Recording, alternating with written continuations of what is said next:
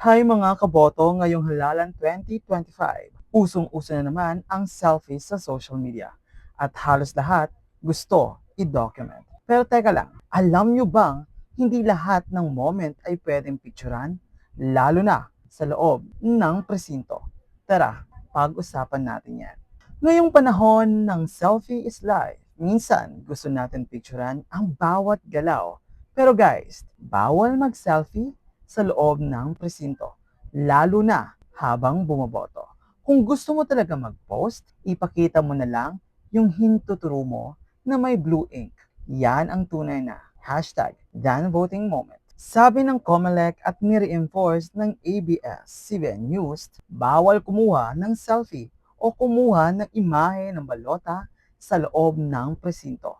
At hindi lang basta bawal, pwede kang kasuhan ng election offense. Under Section 261 ng Omnibus Election Code, bawal ang kahit anong unauthorized na pagkuha o paglabag ng balota. So kahit di mo sinasadyang picturean, pwede pa rin itong i-considered na paglabag.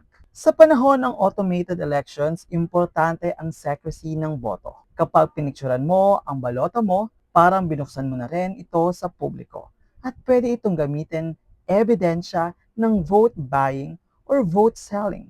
May specific na resolution ang COMELEC. Bawal ang camera, cellphone, o kahit anong recording device sa loob ng presinto. Hindi ito bagong rule. Naulit na ito noong 2016, 2019, at 2022 elections. Take note, nasa Constitution mismo ang karapatan natin sa secret ballot. Kapag pinicturean mo ang boto mo, parang binawi mo na rin ang karapatan mo sa privacy at secrecy.